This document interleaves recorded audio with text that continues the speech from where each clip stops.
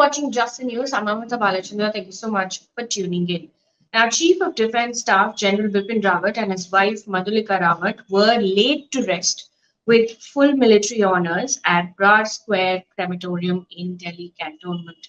As per protocol, General Rawat was accorded a 17-gun salute at his funeral, where 800 service personnel were in attendance. Now, his daughters performed the last rites for their parents.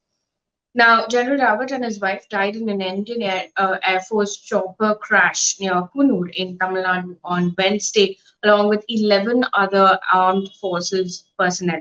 Now, lone survivor Group Captain Varun Singh is currently battling for his life and is currently undergoing treatment.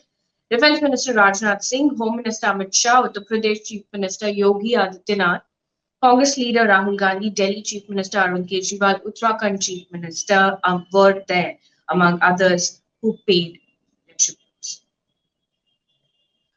Moving on from that story now, in a written reply to the Parliament, Union Agriculture Minister Narendra Singh Tomar has said that, and I quote, no farmer died as a result of police action during the farmers' agitation, end quote. Now, he also went on to say that the subject of compensation, etc., to the families of the deceased farmers in the farmers' movement is with the concerned state government. Now, according to several reports, over 700 farmers died during the protest, and this is something that Farmers Union themselves have said.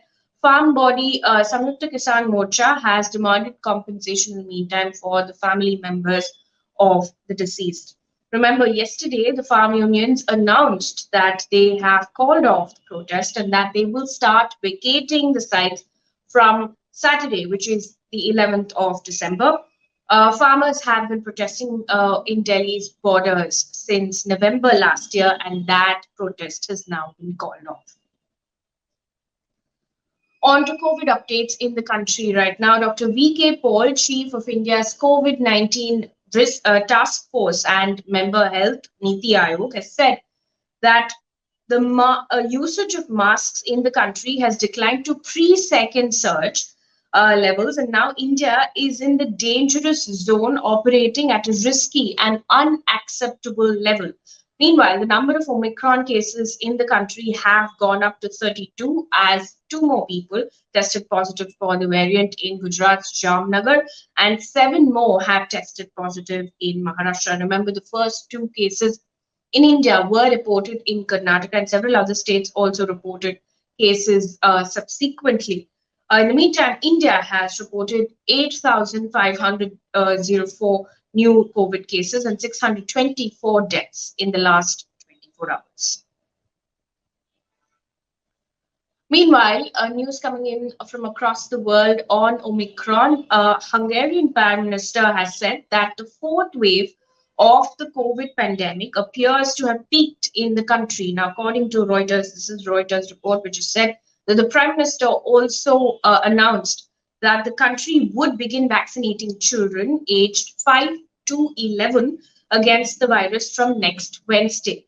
Now, Hungary reported 7,310 new COVID cases in the last 24 hours.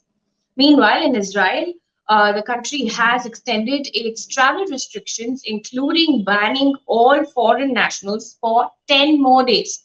Now, it will be applicable till the 22nd of December. Israel has reported 21 cases of Omicron till now. Over 62% of its population is fully vaccinated. Meanwhile, it's not looking good in South Korea as well. Over 7,000 COVID cases have been reported in South Korea for the 3rd consecutive day. And this is a report according to usnews.com, which says that it is the worst surge in the country since the pandemic began. There has been a rise in hospitalizations as well, according to several reports.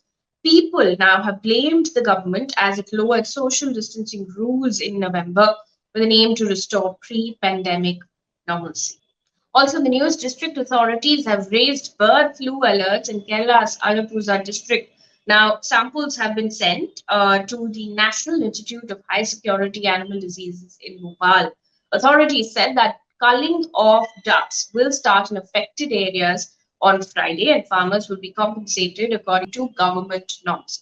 Sale of meat will also be regulated. Also in the news, the Committee on Empowerment of Women informed Lok Sabha that out of all the funds allocated to the Beti Bachao, Beti Padhao scheme, over 78.91% given to states has in fact been spent on advertising.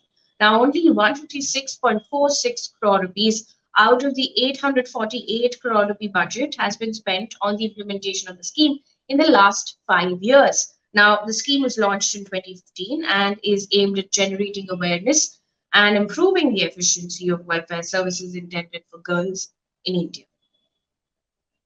Meanwhile, the Gujarat High Court on Thursday slammed the Ahmedabad Municipal Corporation for removing food carts that sell non vegetarian food in the city. Now, the court was hearing a plea by 25 street vendors. Justice Bipin Vaishnav said, and I quote, "What is your problem? You don't like non veg food.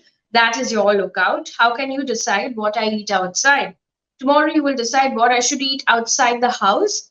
Call the cooperation commissioner and ask him what he is doing. Tomorrow they will say I should not have sugarcane juice because it causes diabetes, or coffee is bad for the health."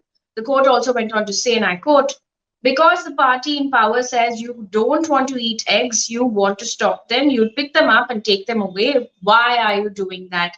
End quote. Now, the court warned that such actions should not be carried to satisfy the egos of some people. The civic body, however, said that only eateries that have encroached on public land faced action.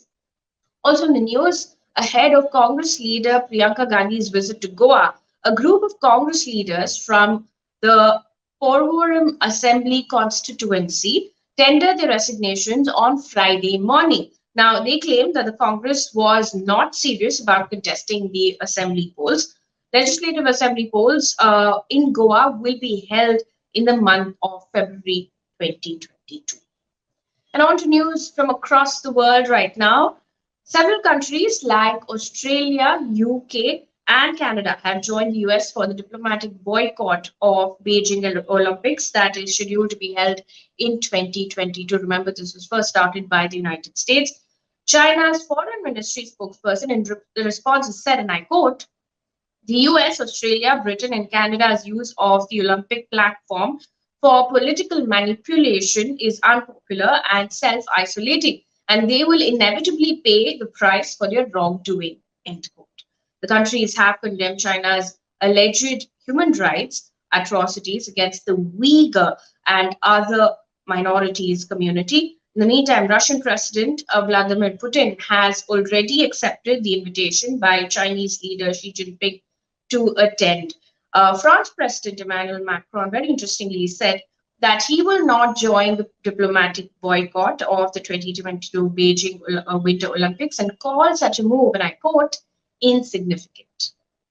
On to sports news right now. Lewis Hamilton will face Max Verstappen in the final F1 race in Abu Dhabi on the 12th of December. It's been dubbed as the tightest title race in Formula One history. Now, it's the first time two drivers have gone into the last race of the season tied on points since 1974.